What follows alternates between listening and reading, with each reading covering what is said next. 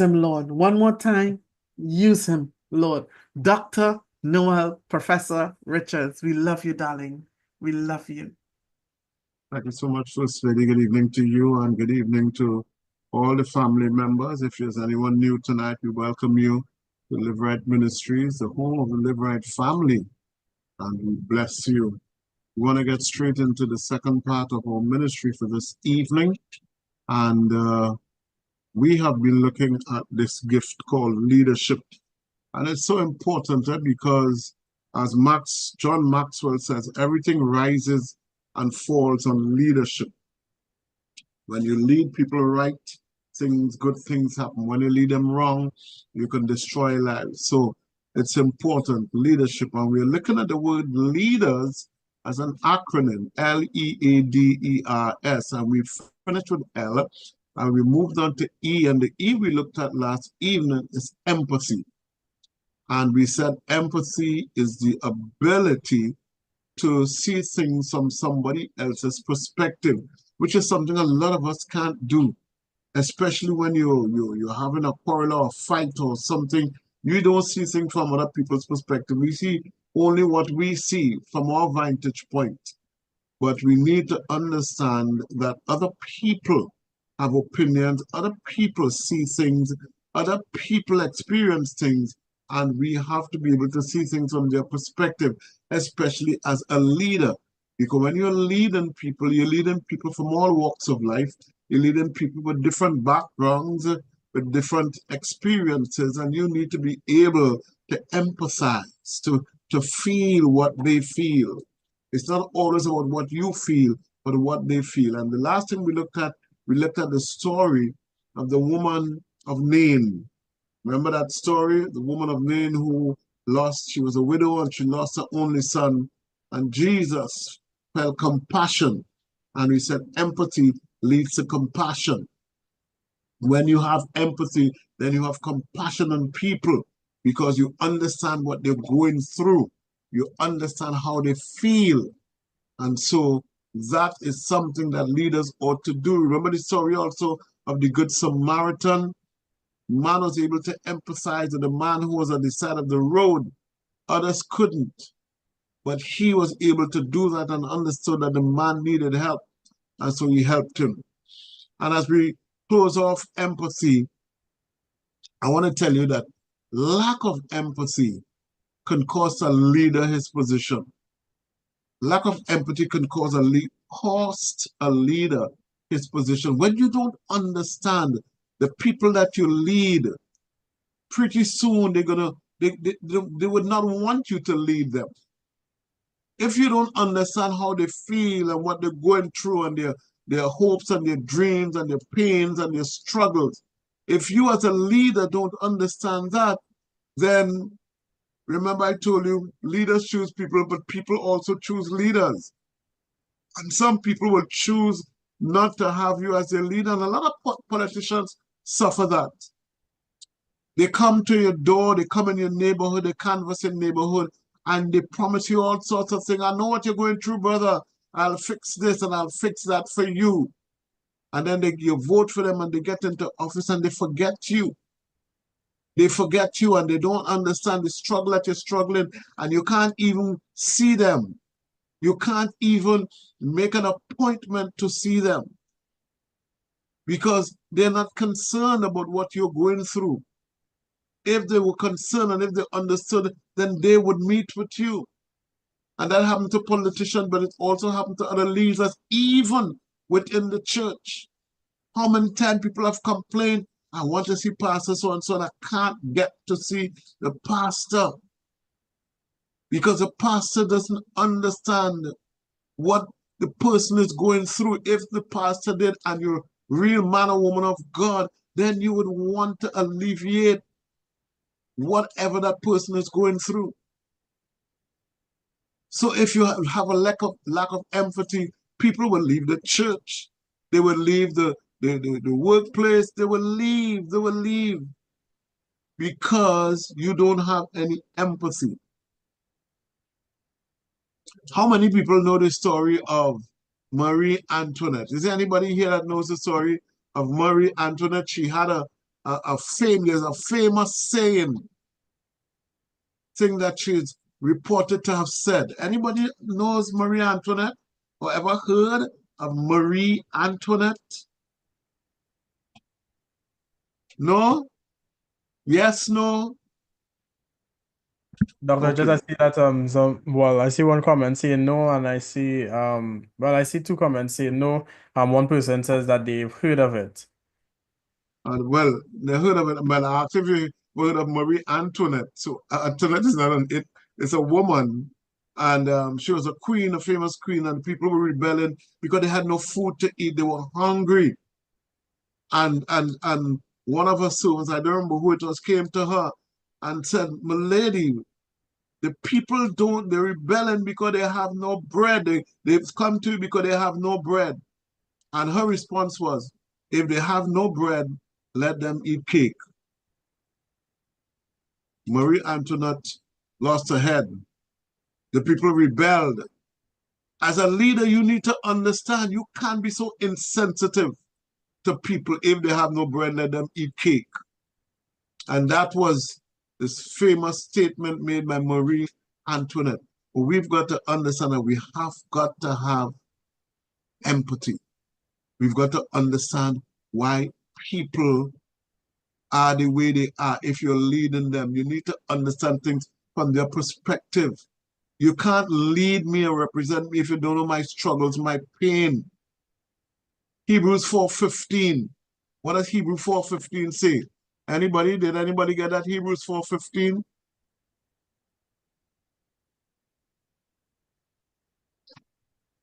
Did we have that one, Joshua? Hebrews 4:15. Yes, Dr. Richards. Okay, could you read it if nobody's reading it, please? Hebrews 4:15. For we do not have a high priest who cannot sympathize with our weaknesses, but was in all points tempted as we are, yet without sin. Thank you. Speaking of Jesus, Jesus came from heaven. He didn't stay up in heaven and say, you know what? Kill all of them. Get rid of them. He came down and dwelt among men. So he understood. Remember what I shared last few Sunday mornings, why Christianity, why Jesus Christ is the only mediator? He came down. He made himself a man. He became a man and experienced the thing that men experience. What kind of leader is that, boy? He didn't have to, but he came so he could empathize, so he could understand what we as human beings going through. And he was tempted just as we are. So a leader needs to have empathy. So let's move on. So we did L, we did E. We're going to come back to another E. But the third letter in leader is the word A. And the first A that I want to suggest to you for a leader must be articulate. Articulate. What does articulate mean? Well, it means having the ability to speak fluently and coherently. Having the ability to speak fluently and coherently. He must be able to communicate well, a leader. A leader has to be able to communicate. I remember, I'm a cricket fan, and I remember many years ago, there was this cricketer who was supposed to be the captain of the West Indies team. And they did not give him the position. I'm not going to call any names. And the reason why it is said they didn't give him the position is because he couldn't speak. And a leader, the captain was supposed to give interviews, must be able to answer questions from the public. So even though he was a skilled cricketer, he was good. I have seen him play, but he wasn't given the captaincy. He wasn't given the leadership of the team because he couldn't speak. He wasn't articulate. And then a few years later, There was another gentleman who became the captain of the West Indies team. It's another era. And many people were wondering, well, this fella, he's good, but he's not that good to be the captain. And it was said in an interview, the reason why he was given the captaincy because he could speak. I'm telling you, because he could speak, he was given the captaincy. Well, this is what was said. It wasn't an official thing, but it was said in an interview by someone, a commentator, that this person was given the captaincy, the leadership of the team, because he can speak well. You have to be able to articulate a point. You have to be able to speak so that people can understand. How will you lead others if they don't understand, they do not understand what you're saying? Your instructions as a leader must be clear. And a leader who is able to communicate the vision, whatever it is, the vision of the ministry, the vision of the workplace, the vision, whatever it is, the vision of the group, a leader who is able to communicate the vision can motivate people to act with passion and purpose. Once you're able to do that, you must be able to speak well. And that's why people put a lot of people who are charismatic, they end up being leaders because people just love that. You can speak, you can move a crowd. I'm not saying every leader ought to be able to do that, but you must be able to speak. You must be able to explain yourself. You must be able to articulate, the vision, the plans, the goals. If you can't do that, you cannot lead. A leader who can articulate gains the respect of his audience. There are certain people in this country, and I'm going to call names, who can speak just like that, off the cuff. They don't even have to have a script in front of them. They just put him to speak and he speaks. And then there's another one who must have something in front of them, must be prepared. Now, I am not saying that that is not good, but as a leader, you must be able, just like that. Somebody asks a question, you must be able to flow. It's like the presidential debate that is taking place in the US. You can't go and debate if you can't speak. You cannot be the leader of the so-called greatest nation on the earth, on the planet, if you cannot speak well. You must be able to speak coherently, make sense. And I'll tell you something, the man who can speak eloquently gains the respect of women. Is that right? A man who can speak eloquently gains the respect of women. I don't know if you women would agree with me, but I know for sure First Lady will agree with me. Because sometimes I would, let me let you into a little secret. Sometimes I would say things to First Lady, and sometimes I would use certain types of words, what we would call big words, fancy words. And I would speak that way to her, and she's always fascinated. And it's one of her weaknesses. So I know what to do when I want to get what I want, how to speak to First Lady.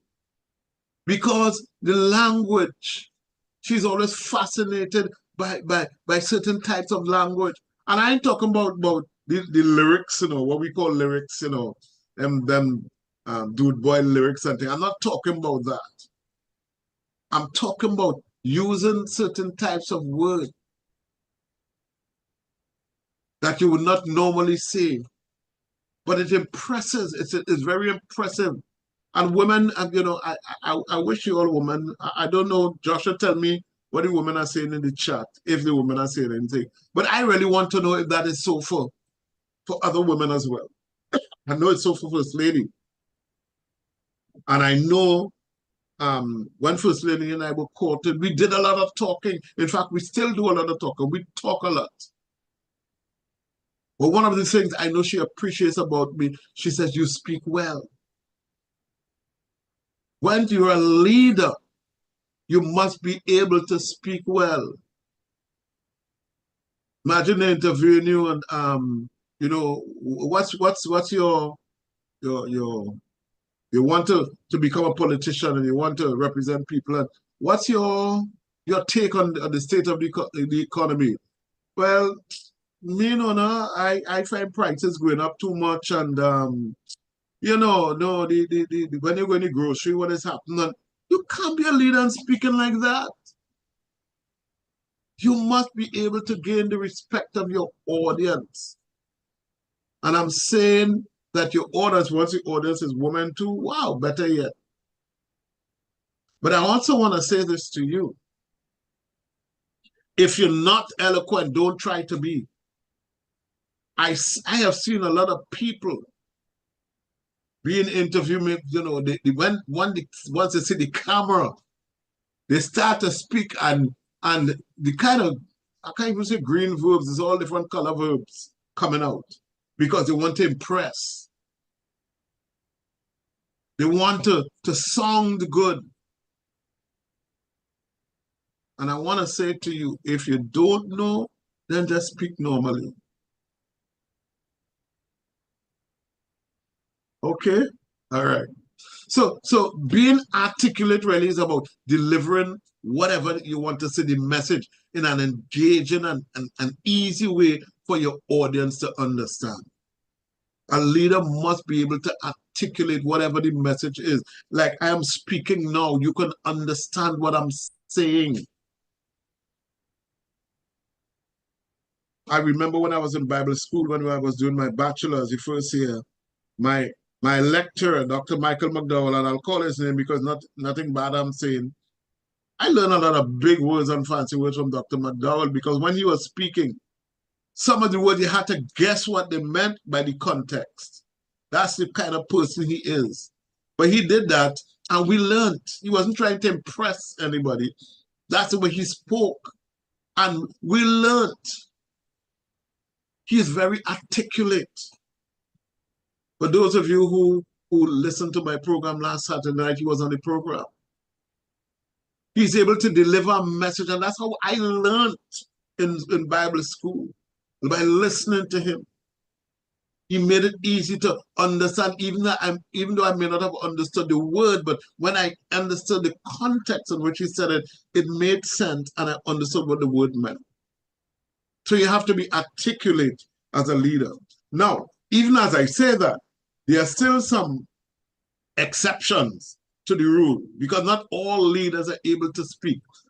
How many of you know? Well, I shouldn't even ask this question, but I'll ask it. How many of you have ever heard of Dr. Eric Williams? The Right Honorable Dr. Eric Eustace Williams. Imagine a couple of years ago, I was asking my children and they didn't know who that was.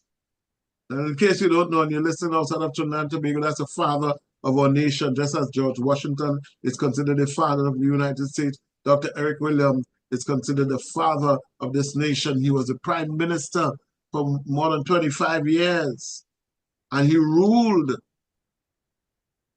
But one of the things that is said about him was that he was monotone. You know what I mean by monotone? He spoke at one level. Ladies and gentlemen, I solemnly pledge to dedicate my life to the service of my God. That's what he sounded. But he was a great leader. So even though he wasn't, charismatic and what we would call eloquent, well, I guess he was eloquent because he was able to convey his speech. But he was not one of those leaders where people just run after. So there are some exceptions. And then in the scripture, there's another exception. Let's look at Exodus 4, verses 10 to 16. Exodus chapter 4, verses 10 to 16.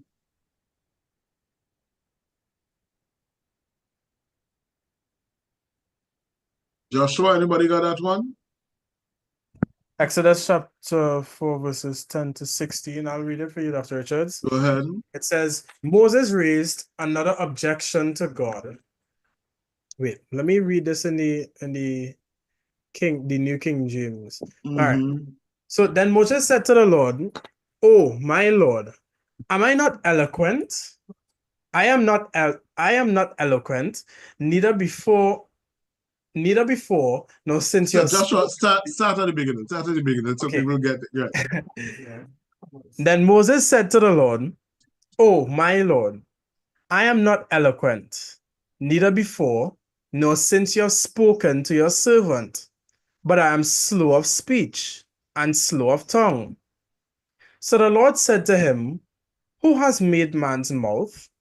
Or who makes the mute, who makes the mute, the deaf, the seeing, or the blind? Have not I, the Lord?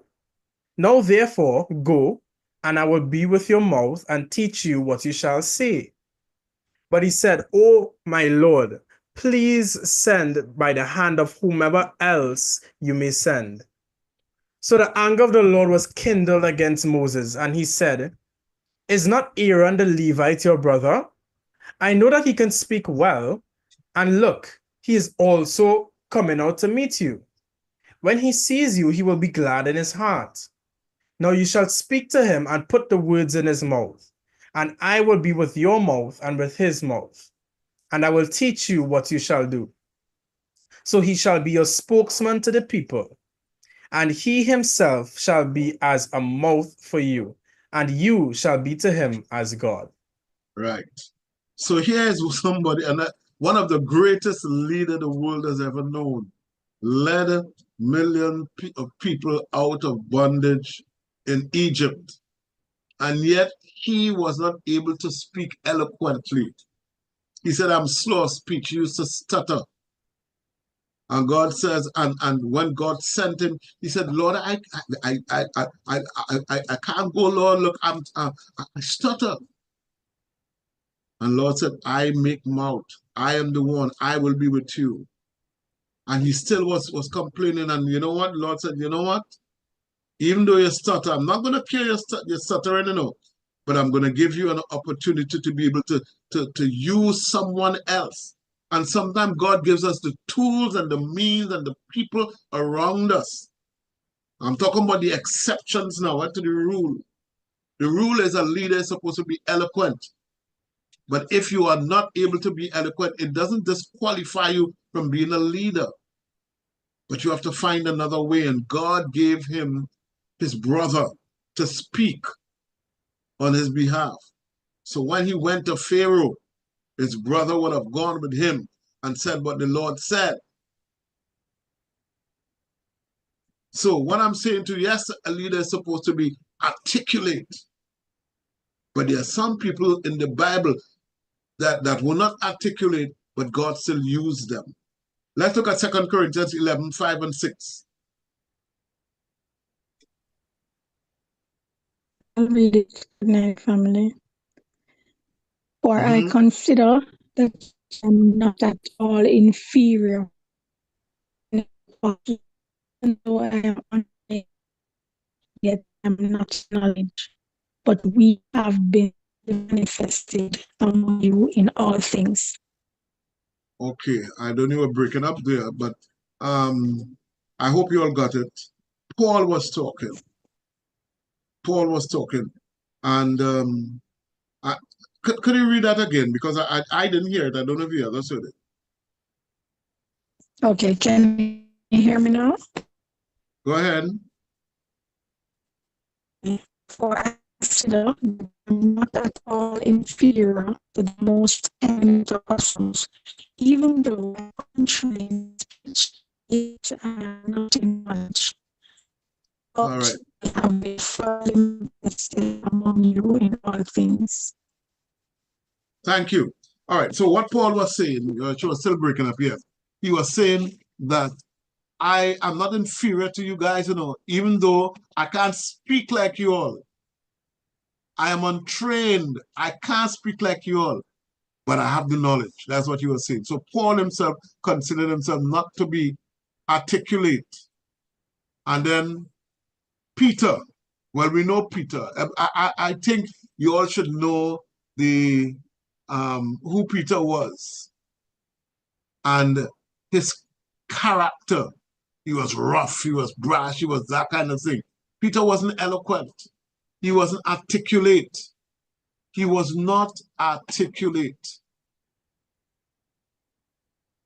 But guess what? Guess what? Like Moses, he had somebody to articulate for him. And do you know, I don't know if you know, but let me let you know, that the Apostle Peter used Mark, John Mark, Matthew, Mark, Luke, and John. Mark is the one who wrote what Peter said. So even the books of Peter was written by Mark. And the Gospel of Mark, Matthew, Mark, Luke, John, the Gospel of Mark really was the writing, well, it's the writings of Mark, but the words of Peter. The experiences of Peter. It was written from Peter's perspective. John Mark was someone that Peter loved and has as a son. And so it is said by those who know, the theologians, the historian, that the book of Mark really give the exploits of Peter and really the words of Peter. So even though you may not be articulate, God will provide a way for you as a leader to get the message across, as he did with Moses and he did with Peter. And I'll tell you one thing as we close off today.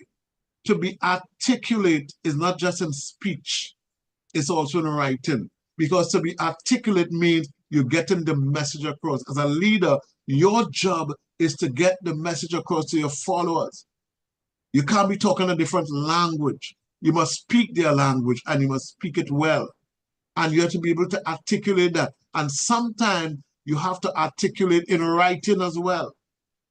You need to be able to write well as well. So to be articulate means speaking, but it also means writing. So get to listen. I have to say this. I remember when I was teaching Bible school at the time, and I had to take up, every evening I had to take up work, every class. They had to do something called journals. So they had to go home and they had to read a certain part of the scripture, they had to write it out, and they had to bring it back to me. And I'm talking about 30-something people in a class, and every day I have to go through those papers, every night I had to go through those papers. And at times I wanted to pull my hair out because I'm reading and I don't understand a word that I'm reading. And I'm talking about adults, I'm not talking about teaching children. It just didn't even make sense. A lot of what I was reading. And I realized that a lot of people don't have a command of the English language, not in speech and not in writing. They're not articulate. And I don't want to embarrass anybody because one of you might be one of them listening to this. So I'm not going to give any example. But I'm saying that we need to understand the language in which we operate in, which is English. I remember, let me close with this. I remember when I was in Bible school again, this time I was a student, and we were doing, it was at the master's level, and we were doing Greek. And Greek was like Greek to us. We couldn't understand a thing in Greek. It didn't make sense. And then the lecturer, I have to say, God put it in his spirit. He came one night, he said, you know why you all are having so much trouble? Because you do not understand English. Now, it might sound weird, it might sound strange. He said, you all don't understand English.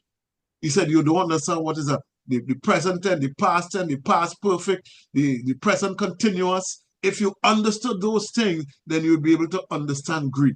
You'll be able to translate it into Greek. So when I tell you this is this tense in Greek, you will understand what I'm talking about. So what am I saying? We need to understand the language, and especially as a leader, you have to be articulate. You have to be able to speak well. You have to be able to write well. as a leader. We're talking about Christian leaders, and we're talking about even secular leaders. You have to be able to articulate the vision. I see I'm out of time. I'm over the time, so we're going to continue tomorrow. Remember what we're talking about. We're talking about this gift of leadership, that every one of us at one point in time is a leader. We lead people, and we need to understand what it is to be a leader. And sometimes we are thrust into a position of leadership. We need to understand what leadership is about. You can't be a follower all your life. You also need to lead. God bless you. God bless you. Have a wonderful night. I love you all dearly. Let's continue to pray for those in Florida and in the path of that storm. We continue to lift them up. God bless you.